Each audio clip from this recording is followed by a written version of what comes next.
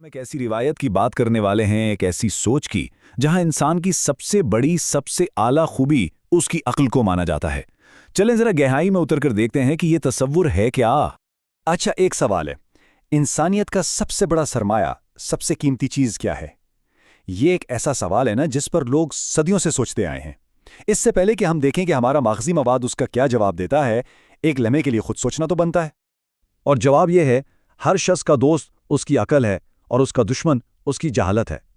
देखें, यही वो मरकजी ख्याल है जिस पर हमारी आज की सारी बात टिकी हुई है। ये सिर्फ एक जुमला नहीं है, ये एक पूरा नजरिया है कि अकल सबसे अच्छा दोस्त है और जहालत सबसे बड़ा दुश्मन। तो अब सवाल यह है कि अक्ल को इतनी अहमियत क्यों दी गई। इसकी जड़ तक पहुंचने के लिए ना हमें कहानी के बिल्कुल शुरू में जाना पड़ेगा, उस लम्हे में जब अक्ल को तख्लीक किया गया। अच्छा, यहां एक बात समझना बहुत जरूरी है। जब हम अकल की बात कर रहे हैं तो इसका मतलब सिर्फ इंटेलिजेंस या किताबी इल्म नहीं है।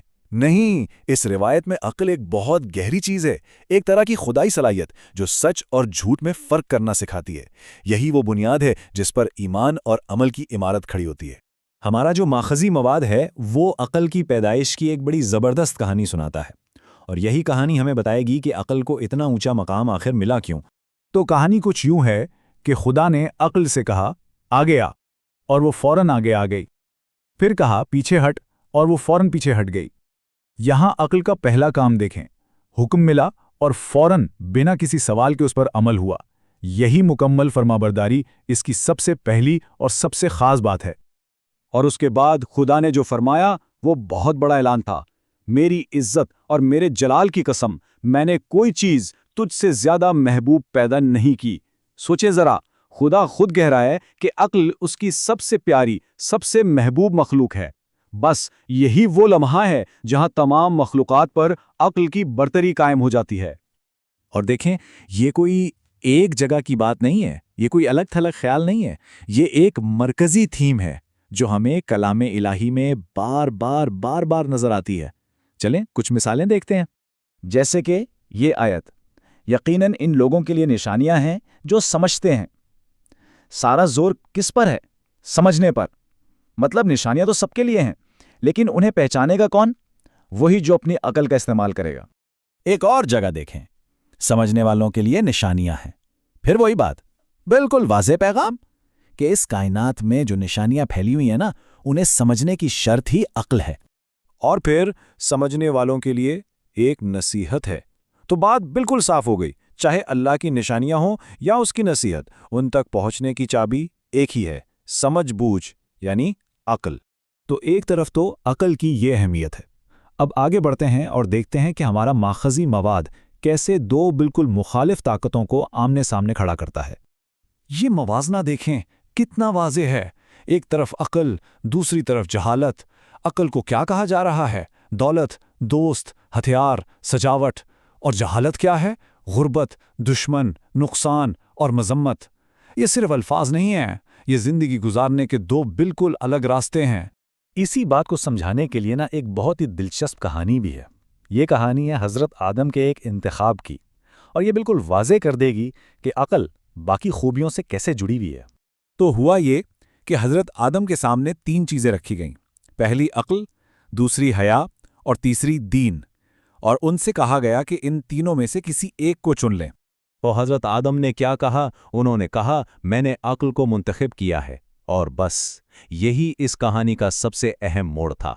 जैसे ही उन्होंने अक्ल को चुना तो हया और दीन ने कहा, हमें तो हुक्म है कि हम हमेशा अक्ल के साथ रहें, वो जहां भी हो।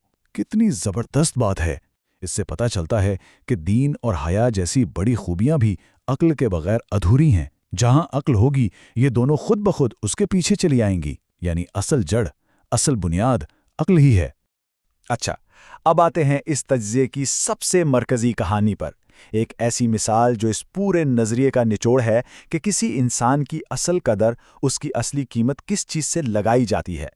कहानी एक ऐसे आदमी की है जो एक जजीरे पर रहता था और बस दिन रात इबादत करता था। इतनी इबादत की कोई मिसाल नहीं मिलती। एक फरिश्ते ने जब उसके काम देखे तो वो बहुत मुतासिर हुआ, लेकिन जब उसने उसका अजर देखा तो हैरान रह गया कि इतनी इबादत का अजर इतना कम क्यों है।